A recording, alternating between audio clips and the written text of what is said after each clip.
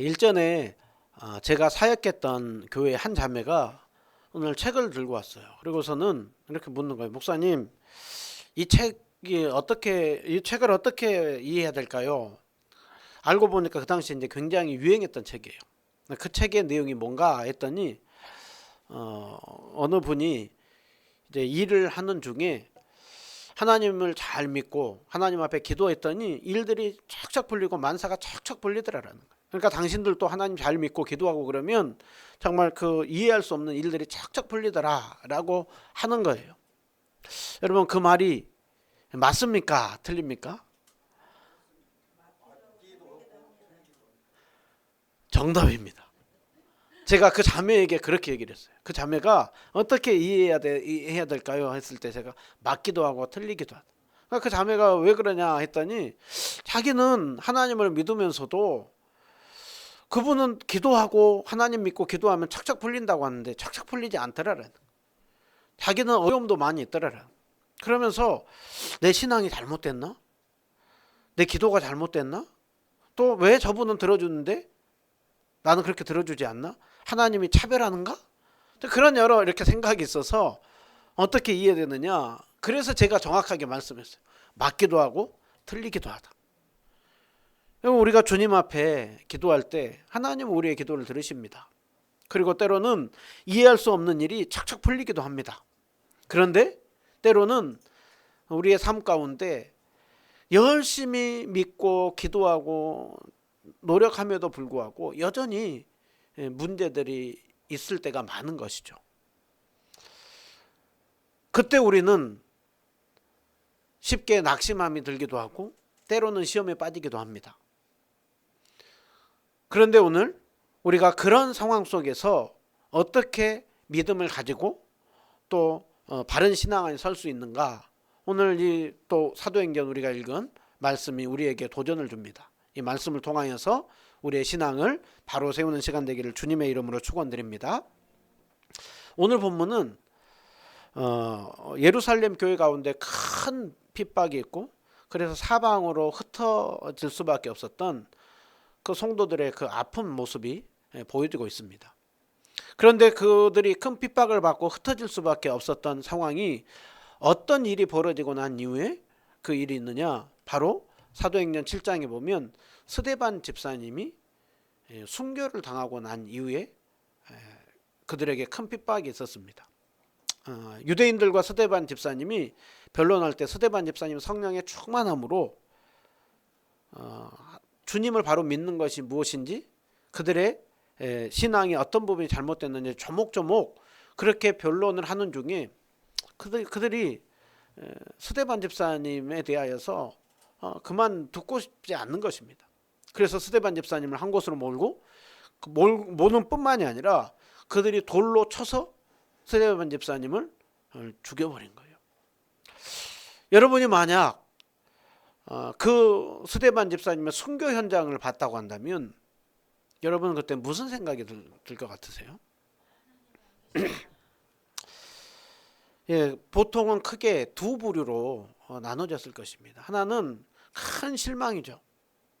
저렇게 신실한 스데반 집사님을 왜 하나님께서 정말 순교를 당하도록 내버려 두시는가? 큰 실망, 낙심. 하나님이 계시긴 하나? 라고 하는 생각이 들 것이죠. 그러나 조금 더 수준 있게 생각한다고 한다면 저렇게 스데반 집사님이 순교했을 때는 순교의 피는 교회의 씨앗이라고 했으니까 하나님께서 이 일을 통하여서 큰 부흥을 줄 것이다. 그런 기대감을 가질 수가 있는 것이죠. 근데 스데반 집사님의 순교가 있고 난 이후에 예루살렘 교회에 큰 핍박이 본격적으로 찾아오기 시작합니다.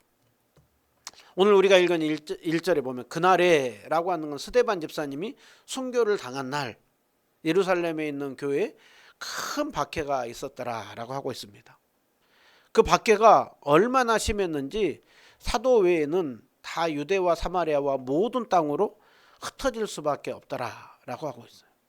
그러니까 이제 정든 고향을 벗어나서 마치 피난하는 것처럼 전쟁이 일어났을 때 피난하는 것처럼 핍박이 얼마나 심했는지 이제 그 정든 땅을 떠나서 곳곳으로 흩어질 수밖에 없는 그 상황이 벌어진 것입니다.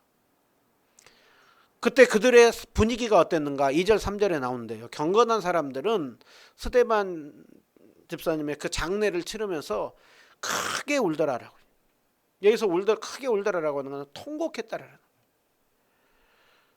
한편으로 사울은 여기서 사도 바울을 얘기를 하죠. 예수님 믿기 전에 그 사울이 교회를 잔멸했다. 여기서 잔멸했다, 교회를 파괴했다라는. 마치 멧돼지가 정말 격렬히 그 어떤 사냥을 하기 위하여서 격렬하게 완전히 그렇게 하면서 헤집어 버리듯이, 그래서 멧돼지가 그 밭을 지나가고 나면 엉망이잖아. 교회를 완전히 이제 없애버리려고, 완전히 파괴하려고 생각을 하고 각 집으로 남녀를 끌어다가 옥에 넘겼더라. 여기서도 끌어다가도 이거는 그냥 단순히 잡아가는 것이 아니라 질질질질 끌고 갔다라는. 그래서 감옥에다가 이제 넣어버리는. 그러니까 2절 3절을 보면 한편으로는 그 신실한 사람이 죽음을 당하는 것을 보면서 큰 통곡을 하고, 또 교회는 이제 완전히 이제 파괴시켜 버리려고 성도들을 곳곳으로 감옥으로 끌어가고 하는 속에, 또 그거 감옥으로 끌어갈 뿐만이 아니라 눈에 띄기만 하면 재산을 몰수해 가는 것이죠. 그런 속에 성도들이 뿔뿔이 흩어질 수밖에 없는 것입니다. 여러분, 자신들이 처음에 스데반 집사님을 볼 때만 해도 여러 생각이 드는데 이제 그게 자기들에게 닥친 거예요. 여러분, 우리가 남이 일을 경험할 때랑 그거를 내가 직접 경험할 때하고는 하늘과 땅 차이죠. 우리가 남이 고통을 겪을 때에는 우리는 간접적으로만 하나님이 너에게 할 일이 있을 거야, 이 일을 통하여서 할 거야 좀. 근데 그게 내 일에게 닥쳤을 때는, 나에게 직접 닥칠 때는 그렇게 쉽지 않는 거예요. 그래서 우리는 누군가가 아픔이 있을 때 함부로 쉽게 그렇게 얘기하면 안 돼요. 근데 오늘 그 현장 속에서 그들은 뿔뿔이 흩어다니면서 무슨 생각이 들었겠습니까? 처음에는 굉장히 혼란스러웠겠죠. 이게 뭐지? 이게 뭐지? 굉장히 혼란스러운 것입니다. 그러면서 그들은 그 혼란 속에 정말 하나님이 왜 스데반 집사님만이 아니라 왜 우리에게까지, 이제는 그냥 한 사람이 아니라 일부의 사람이 아니라 지금 교회 자체가 왜 이렇게 흔들려 버리게 하시는가? 왜 우리가 이렇게 고통을 당하는데 하나님은 가만히 계시는가?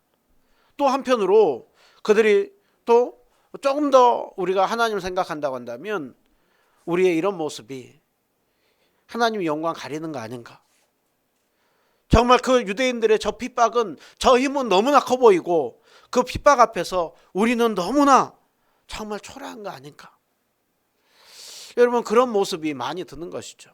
때로는 그래서 오늘날 번영복음, 성공복음을 얘기를 합니다. 그래서 그리스도인들 성공해야 된다, 멋있어야 된다, 큰 차 타고 좋은 집 살아야 된다, 그래야 살 수 있다, 그래야 영향을 줄 수 있다.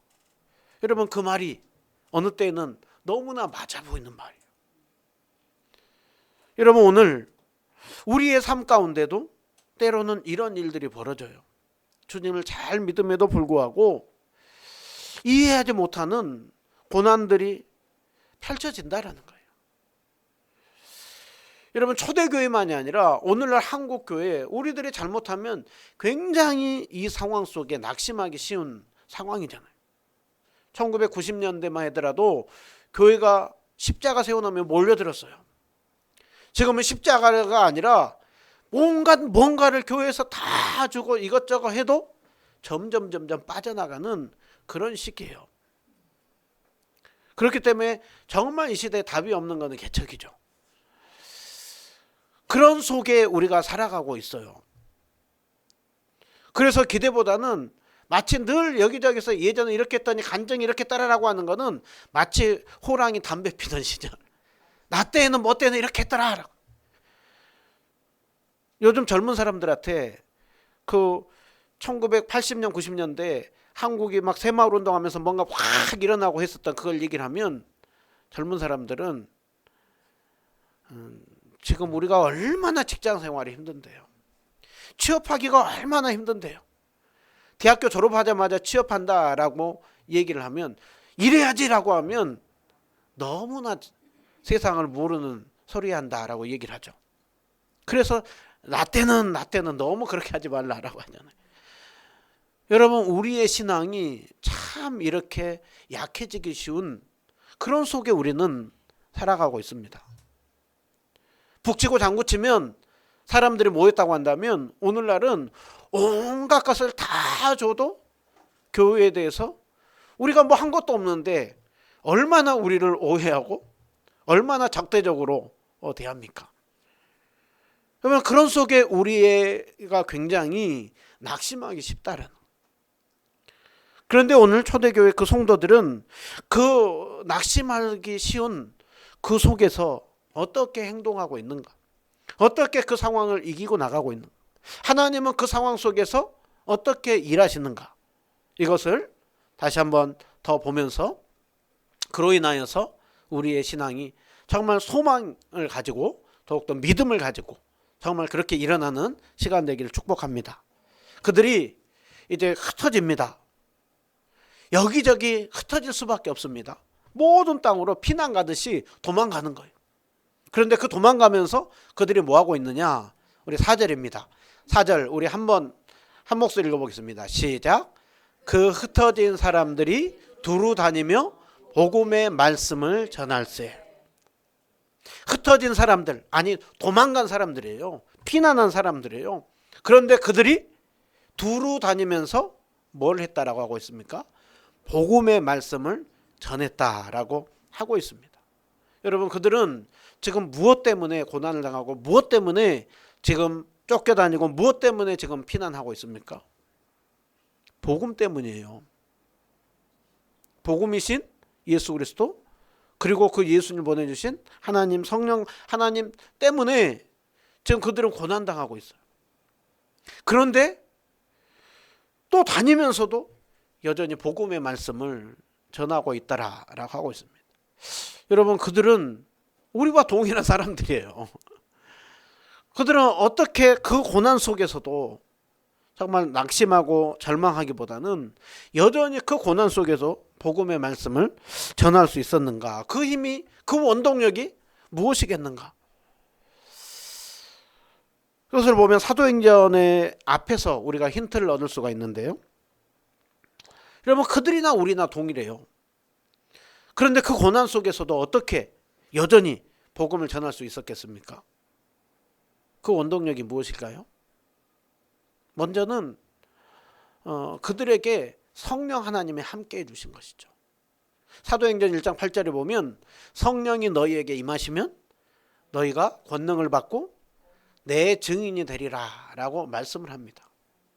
여러분, 우리가 주님 앞에서 믿음을 가지고 살아갈 수가 있고 우리가 증거할 수가 있고 우리가 신앙생활 할 수 있는 그 모든 것들은 우리 힘으로 안 돼요. 우리 스스로 했다가 쉽게 넘어져요. 우리는 평안할 때는 괜찮은 줄 알아요. 우리의 믿음이 괜찮은 줄 알아요. 그리고 어떤 상황이 와도 믿음이 나는 끄떡없다 할 때가 많아요. 그런데 우리는 작은 일에도 쉽게 흔들리고 넘어지고 낙심하는 자들인 것이죠. 그들이 흩어짐 속에서도 여전히 그 신앙을 가지면서 전할 수 있었던 것은 성령 하나님이 그들과 함께 해주시는 것입니다. 여러분, 신자인 우리에게 오늘도 동일합니다. 성령 하나님이 이 시간 우리와 함께 하십니다. 예수님께서, 아버지께서 내게 보내실 보혜사 성령을 너희에게 보내시리라 라고 하고 있습니다. 여러분, 성령 하나님이 오늘 또 우리와 함께 계십니다. 그러기에 오늘 또 우리는 여전히 흔들리나 믿음을 가지고 살아갈 수가 있습니다. 또 그들이 또 그 속에서도 여전히 복음을 전할 수 있었던 그거는 바로 믿음인 것이죠. 믿음. 여러분, 그 믿음 어떤 믿음이겠습니까? 정확하게는 우리가 믿는 그 믿음은 삼위일체 하나님을 믿는 믿음입니다. 특별히 초대교회 성도들이 그 핍박 속에 고난 속에서도 정말 그 믿음을 잘 넘어지지 않고 가질 수 있었던 것은 먼저 앞에 사도들의 모습에서 나옵니다. 사도들이 보면 5장 41절 사도들은 그 이름을 위하여 능욕받는 일에 합당한 자로 여김을 기뻐하면서 공회 앞을 떠나니라. 사도들이 공회 앞을 떠났다라고 하는 거는요, 예루살렘 공회가 사도들을 잡아다가 핍박을 했어요. 채찍질을 했어요. 그런데 사도들은 채찍질을 당하고 나오면서 어떻게 생각했다고요? 그 이름을 위하여서 능욕받는 것을 합당하게 여겼다. 여러분, 이거는 예수님을 많이 생각한 것입니다. 예수님이 고난당하였으니 우리가 고난당하지 않겠는가? 예수님이 선생인 나를 핍박했으니 너희를 핍박할 것이다 라고 하는 그 신앙, 그 고난의 신앙이 그들에게 잘 자리 잡힌 것입니다. 그러니까 여전히 낙심하지 않고 공회 앞을 떠나면서 그들은 42절에 보면 날마다 성전에 있든지 집에 있든지 그들은 뭐 했다라고 했습니까? 예수는 그리스도라 가르치기와 전하기를 쉬지 아니하니라. 예수님은 구주이십니다. 그 구주이신 예수님이 우리를 위하여 고난당하셨습니다. 고난당하심으로 우리가 구원받았습니다. 그러니 우리도 그 예수님을 잘 믿고 따라갑시다. 그게 초대교회 그들의 신앙이었습니다. 그리고 그 예수님을 보내주신 하나님을 믿은 거예요. 여러분, 오늘 이들에게 무슨 신학이 들어가 있습니까? 고난의 신학이 들어가 있어요. 그런데 오늘날 우리에게는 이 고난의 신학이 빠져 있는 게 참 많아요.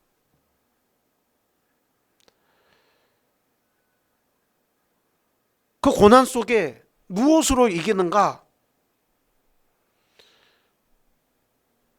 삼위일체 하나님을 바라봄으로 이기는 거예요. 그 주님이 우리를 위하여서 행하신 삶을 바라봄으로 이기는 것입니다.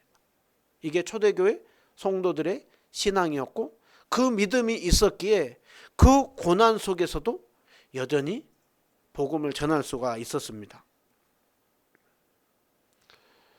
그들에게는 우리가 다 이해 못하지만 이 고난 속에 있는 우리에게 주님이 함께 할 것이다. 주님의 뜻이 있을 것이다. 그리고 그 뜻 안에서 이것을 주님 앞에 맡기면서 자신들은 믿음으로 살아갔던 것입니다. 오늘 우리는 이 말씀을 보면서 오늘날 우리에게 이 믿음이 있는가?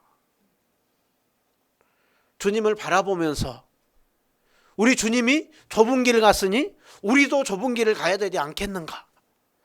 우리 주님이 세상과 다른 삶을 살았으니 우리도 그렇게 삶을 살아야 되지 않겠는가? 그 부분을 우리는 보면서 그들은 자신들을 본 것이 아니라 그 속에서 일하신 크신 하나님을 바라본 것입니다.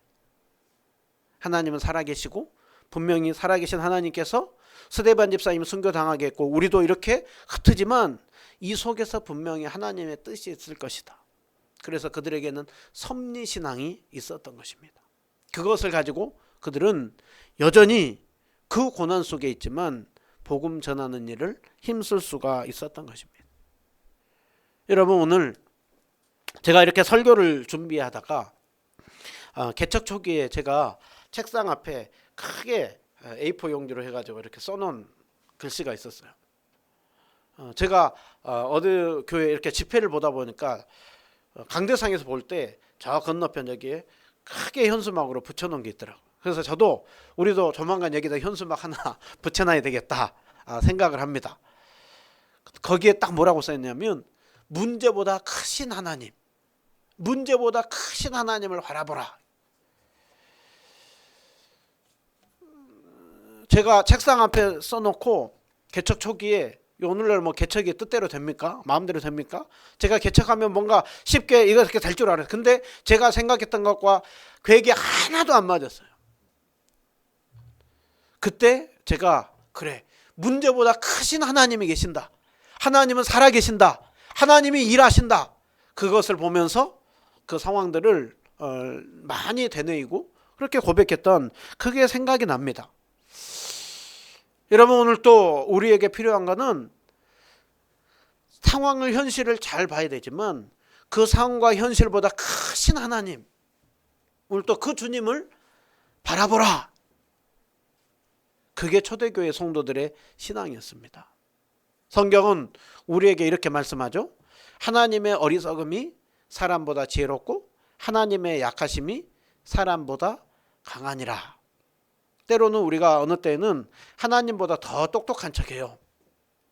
때로는 우리가 스스로 무엇인가 굉장한 힘이 있는 것처럼 생각을 해요. 어떤 목사님을 보면, 어느 선교사님을 보면, 어느 저 훌륭한 강사를 보면 너무 훌륭해 보이고 너무 똑똑해, 너무 대단해 보여요. 너무 능력이 있는 것처럼 보여요. 그러나 사람은 다 연약한 인생이에요. 사람은 다 불쌍한 인생이에요. 저분이 성자인 줄 알고 저분이 대단한 사람인 줄 알았는데 나중에 봤더니 너무 실망스러운 행동을 함 속에 시험에 빠진 사람들이 많잖아요. 목회자들 때문에 시험에 빠져서 신앙까지 흔들려 버린 사람들이 한두 명이 아니에요. 그때 우리는 생각해 봐야 됩니다. 누구를 보고 누구를 믿었는가? 누구를 믿었기에 그분을 보면서 내 신앙 자체가 흔들려, 하나님과 나의 관계 자체가 흔들려 버리는가? 여러분, 우리의 유일한 신앙은 삼위일체 하나님이에요. 우리가 유일하게 믿어야 될 대상은 삼위일체 하나님이라고요. 그리고 우리가 유일하게 본받아야 될 분은 이 땅에 친히 오셨고 삶을 사셨고 고난 당하시고 부활하신 예수 그리스도, 그 주님만이 우리의 유일한 신앙의 대상입니다. 그 주님을 바라볼 때 우리는 낙심했다가도 일어설 수 있습니다. 사람 때문에 실망했다가도 우리는 다시 힘을 낼 수가 있습니다. 사람은 사랑해야 될 대상이지 의지해야 될 대상이 아닌 거예요. 그래서 옛날 목사님들이 맨날 말씀하죠. 사람을 너무 의지하지 마라. 사람은 사랑해야 될 대상이지 의지해야 될 대상이 아니다. 사람은 긍휼히 여겨야 될 대상인 것이지 너무 사람 바라보면서 그렇게 신앙생활 하지 마라. 그래서 옛날에 어느 목사님들은 성도님들이 그렇게 모이는 것 자체도 별로 그렇게 안 좋아. 모이면 기도하고 흩어지면 전도하세요. 뭘 맨날 그렇게 모여가지고 있냐고. 여기저기 흩어져서 그래서 그리스도인으로 살아야지. 왜 너희들끼리 모여 있냐고. 그러면서 책망하고 했잖아요. 여러분, 그게 투박해 보이지만 정말 맞는 말씀이에요. 우리는 모여서 서로 신앙 실력 드러내는 게 아니라 우리는 모여서 성령 충만함으로 깨어있고 세상 속에서는 흩어져야 돼요. 흩어져서 사회 곳곳에서 빛으로 소금으로 살아가는 거예요. 여러분, 초대교회 성도들이 정말 흩어졌을 때에는 지도자들이 없잖아요. 그럼에도 불구하고 흩어지면서 여전히 흔들리지 않고 넘어지지 않고 복음을 전할 수 있었던 것, 거기에는 그 주님 앞에서 신실함으로 서 있었던 그 신앙, 그 믿음이 있었던 것입니다. 여러분, 그 흩어지면서 그들이 복음을 전하는 그 속에 이제 어떤 놀라운 일이 벌어지는가? 그게 5절부터 나오는데요. 5절에 보면 여기저기 흩어진 중에 7 집사 중에 한 명인 빌립이 사마리아 성에 내려가서 복음을 전파한 것입니다. 그런데 그때 사마리아 성에서 6절에 말씀을 전하는 중에 7절에 보면 많은 사람에게 붙었던 더러운 귀신들이 크게 소리 지르며 나가고 많은 중풍병자와 못 걷는 사람들이 나았다라고. 그러니까 그들을 영적으로 사로잡고 있는 그 어둠의 세력들을 떠나간 거예요. 그리고 그 육신의 질병을 가지고 있던 자들이 많이 나은 거예요. 여러분, 이 7절 말씀을 보면서 오늘날도 우리가 이대로 그대로 적용하면 안 됩니다. 여전히 하나님은 일하실 수 있어요. 그러나 복음이 전해지는 그 일 속에 특별하게 이런 일들이 있었던 것입니다. 그 결과로 8절에 보면 그 성에 큰 기쁨이 있더라. 그 성에 복음이 풍성하게 전해진 거예요. 여러분 우리가 이 7절을 보면서 우리는 이런 질문을 하게 되는 거예요. 스데반 집사님이 순교를 당하고 자신들의 예루살렘 교회가 핍박을 당할 때 하나님께서 역사했습니까? 안 했습니까? 안 하고 핍박 순교 그대로 당했잖아요. 그런데 사마리아 성에서는 더러운 귀신들이 떠나가고 병자들이 고침을 받는 하나님의 능력을 보여요. 왜 사마리아 성에서는 하나님께서 이렇게 능력의 주님이 역사하시고 왜 예루살렘에서는 왜 아무런 일을 하시지 않았는가? 이런 질문이 들지 않으세요? 능력의 주님이 왜 여기서는 아무 일 안 하셨고 왜 여기서는 이렇게 일하시는가? 여러분 거기에는 하나님의 깊은 뜻 계획이 들어가 있습니다. 그게 이제 그 사도행전에 쭉 나오는데요. 여러분 이 사도행전 여기에 복음이 전해진 거 사마리아라고 있잖아요. 지도를 보면 유대 예루살렘을 중심으로 복음이 유대 갈릴리에 이렇게 전해졌습니다. 그런데 바로 옆에 있는 사마리아 땅 거기에는 복음이 전해지지가 않았던 거예요. 왜 사마리아 땅에는 복음이 전해지지가 않았는가? 쉽게 말하면 오늘날 우리가 생각하면 우리와 일본과의 관계, 우리와 북한과의 관계라고 생각을 하면 바로 옆에 있으면서도 같은 한 민족이었으면서도 특수한 상황이 있는 거죠. 사마리아라고 하는 이 지역은 유대인이었는데 아수르라고 하는 나라가 정복을 중간에 하면서 사마리아 사람들하고 피를 섞어버린 거예요. 그러니까 사마리아 사람들은 유대인이면서도 혼혈 민족이에요. 그러니까 예루살렘과 유대 사람들은 저 사마리아 사람 우리랑은 같은 사람들 아니라고. 그러면서 저들은 이방인이라고. 그러면서 저들은 하나님과 상관없는 자들이라고 하면서 철저히 무시한 거예요. 그러다 보니까 사마리아 사람들도 왜 우리도 하나님 믿는데 왜 우리를 이방인 취급하냐? 그러면서 앙숙이 돼 있는 거예요. 그러니까 우리와 일본 가까우면서도 앙숙이 되어 있는 오늘날은 많이 또 풀렸다고 그냥 그러잖아요. 우리와 북한과의 관계가 한 민족이지만 특수한 상황이 있잖아요. 그러니까 그들은 예루살렘과 유대 지역에 복음이 전해지고 했지만 사마리아에는 복음을 전하려고 하지 않았던 것입니다. 그런데 지금 그들이 핍박당하고 쫓겨가다 보니까 사마리아 지역에 복음이 전해진 거예요. 여러분 이거는 하나님의 계획 속에 이루어진 거예요. 사도행전 1장 8절을 보면 성령이 너희에게 임하면 예루살렘과 온 유대 그리고 복음이 이제 어디로 넘어가야 돼요? 사마리아와 땅끝까지 복음이 전해져야 되는 거예요. 그런데 사마리아로 복음이 전해지지 않고 그들이 모여 있는 거예요. 그러다 보니까 하나님께서 그들을 흩어버리는 것 중에 어떤 게 사용되고 있느냐? 그들이 핍박을 당하는 것을 통하여서 어쩔 수 없이 그들이 사마리아와 땅끝으로 흩어진 것입니다. 그래서 그들은 이 핍박을 당할 때 하나님의 뜻과 상관없이 일어난 일인 줄 알았는데 그 핍박이라고 하는 도구를 통하여서 하나님께서는 그 사마리아 성에도 복음이 전해지게 한 거예요. 그런데 더 넘어갑니다. 이 사마리아를 넘어서 이제 그들이 핍박 속에 가다가 어디까지 흩어지느냐? 스데반의 일로 흩어진 자들이 베니게와 구브로와 안디오게까지 여기저기 도망 다니면서 복음을 전한 거예요. 그래서 11장 20절에 보면 그 안디옥에도 예수를 전파하니 많은 사람들이 믿고 돌아왔더라. 여러분 안디옥 교회 어떤 교회입니까? 저 오른쪽에 보면 안디옥 교회 어떤 교회예요? 안디옥 교회는 사도 바울과 바나바가 교회를 세우고 나서 거기서부터 곳곳으로 복음을 전하는 선교 여행을 떠난 교회예요. 안디옥 교회를 중심으로 이제 유럽으로 소아시아 쪽으로 복음이 전해지는 그 일의 전초 기지가 되었어요. 그 일에 있어서 이 안디옥 교회 복음이 전해지고 곳곳으로 복음이 퍼져나가는 그 일에 있어서 그 출발점이 어디서부터 시작이 되었다고요? 19절 보면 스데반 집사님의 일로 흩어지다 보니까 사마리아 성에도 복음을 전하게 됐고 안디옥에도 복음을 전하게 됐고 그리고 복음이 착 퍼져지는 그 일이 시작이 된 겁니다.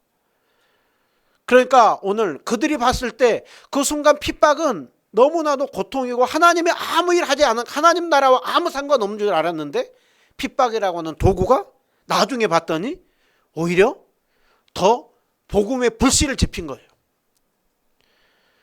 여러분 이 일이 얼마나 놀라운 일입니까? 8장 1절에 사울이 다니면서 그들을 뭐 하려고 곳곳에 사람들을 끌어오기 시작했어요?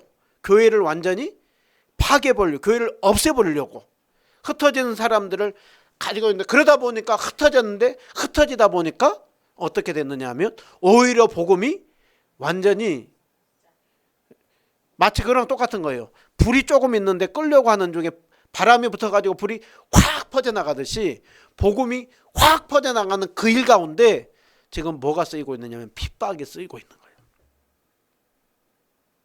그들은 그 일만 당할 때만 해도 하나님과 아무 상관없는 줄 알았어요.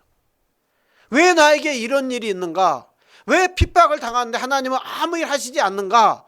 그렇게 생각을 했는데 복음이 땅끝까지 전해지는 그 일 속에 하나님은 그 핍박이라는 도구를 통하여서 일하여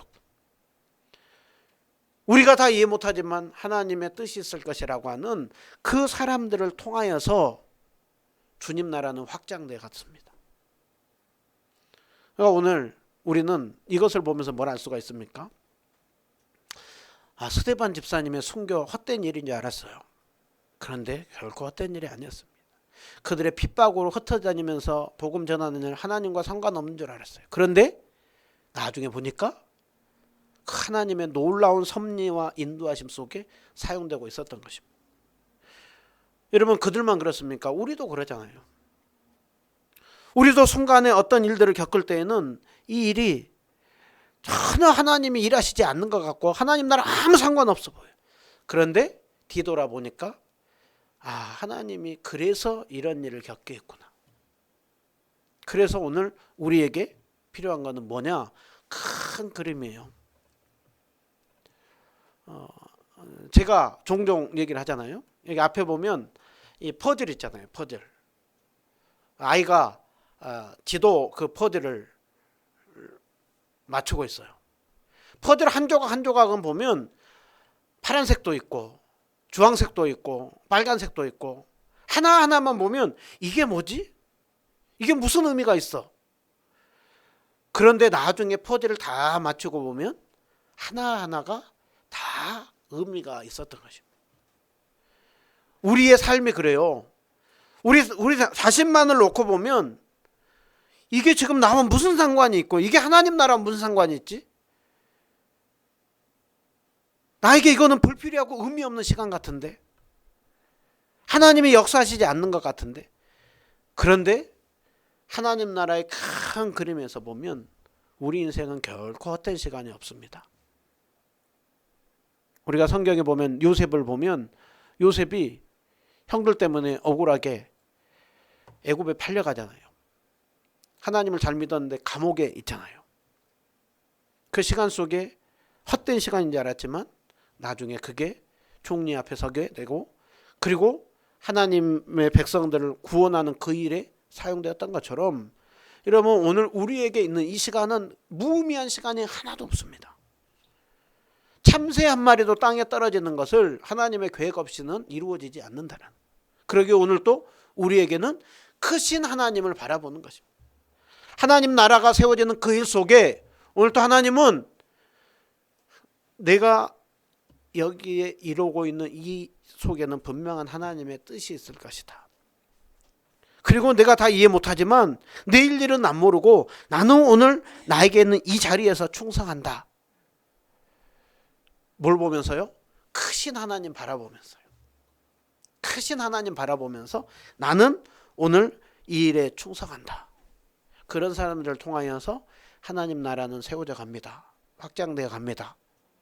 오늘 우리 개인의 삶도 또 우리를 교회가 함께 세워져 가는 이 일 속에 우리의 작은 일 하나하나는 다 하나님 나라에 세워져 가는 일 속에 정말 쓰임 받습니다. 그때 우리에게 필요한 게 뭐겠어요? 믿음이고 인내입니다. 오래 참으면서 정말 그 주님께서 일하실 것을 신실히 바라보면서 오늘 또 묵묵히 걸어가는 거예요. 저도 저에게 주어진 일을 잘 걸어가는 거예요.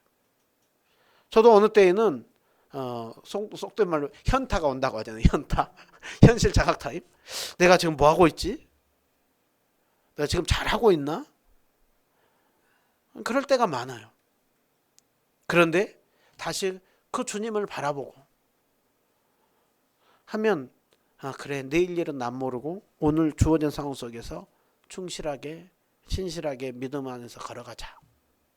그 주님 보면서 맡기면서 가는 것입니다.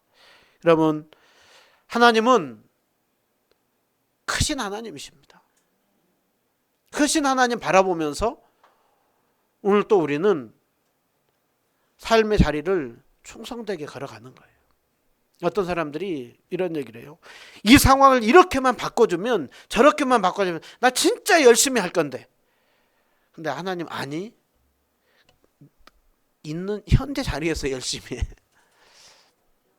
그게 내가 너에게 맡긴 자리야. 그런 속에 하나님은 역사하십니다. 오늘 또 우리에게 있는 자리에서 크신 하나님 바라보면서 살아계신 하나님을 신뢰하면서 믿음의 길을 걸어가는 속에 그때 그래서 이런 일을 겪게 했구나. 나중에 봤을 때 그래도 내가 다 이해 못하지만 그래도 나름 열심히 충성하려고 했구나. 그러한 고백을 하는 우리 모든 성도님들 다 되시기를 주님의 이름으로 축원드립니다.